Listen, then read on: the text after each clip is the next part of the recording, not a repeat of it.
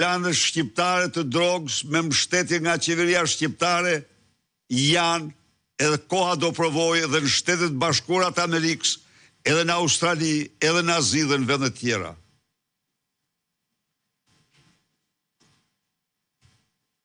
Ato janë bërë sot transportuesit kryesor të kanabisit, të kokainës.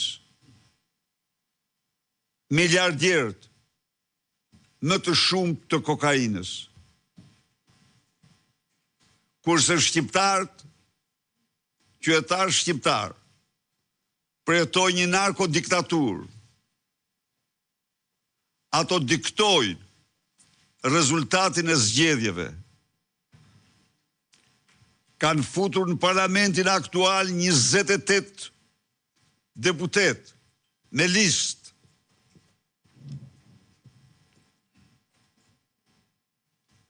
Ato marrin çdo vendim, emërojnë çdo ministër. Ju një kujtoj këtu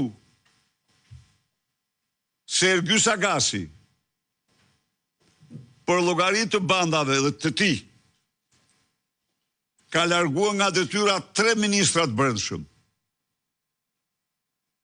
Kush ishte Ergjys Agasi? Njeriu më i afërt në çdo aspekt i Edi Ramës. Njeriu më i afërt.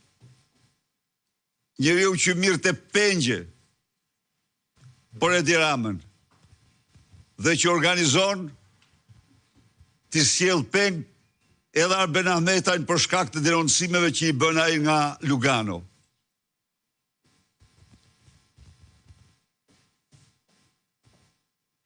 Pra, ky regjim ka shtuar Shqipërinë në një rrezik për Europën.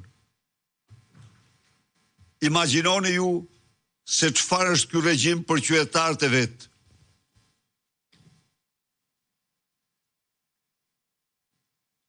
Ministrat, drejtori i përgjithshëm i policisë, ministrat, drejtori i agjencisë,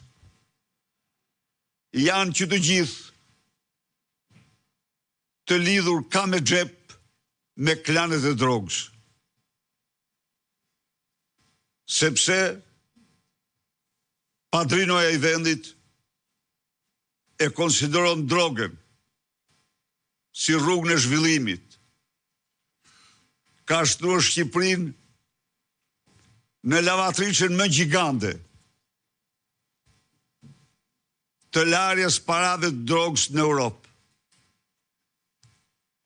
Ky vend ka sot treguesin e ndërtimit 300%, më të lartë se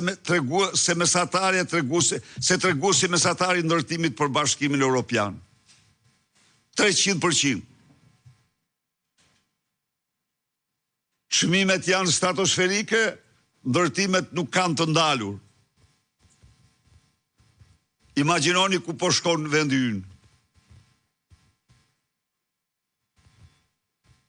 Ky vend, në qoftë se Maduro me politikat e tij ka detyruar 20% të Venezuelave të largohen, Edi Rama me politikat e tij ka detyruar mbi 43% të shqiptarëve të largohen nga Shqipëria në 10 vite. E tha bukur një pensionist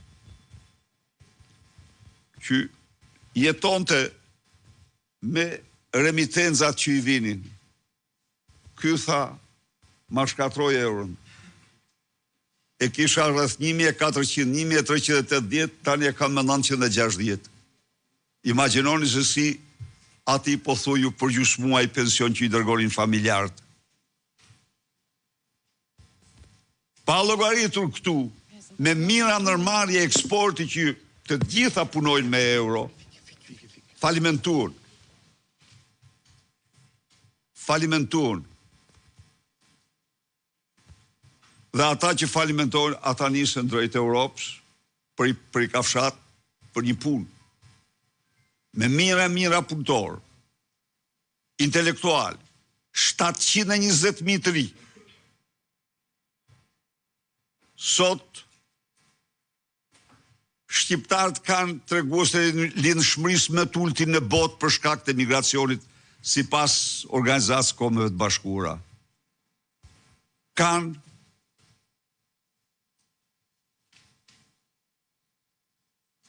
rënjen më të madhe numerike të popullatës.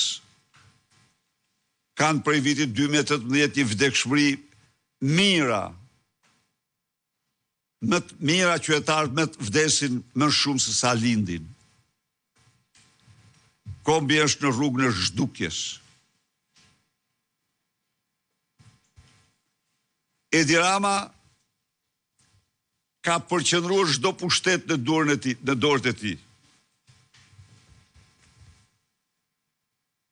Nga 67 miliard euro taksat të qytetarëve, 67 miliard euro taksave të qytetarëve.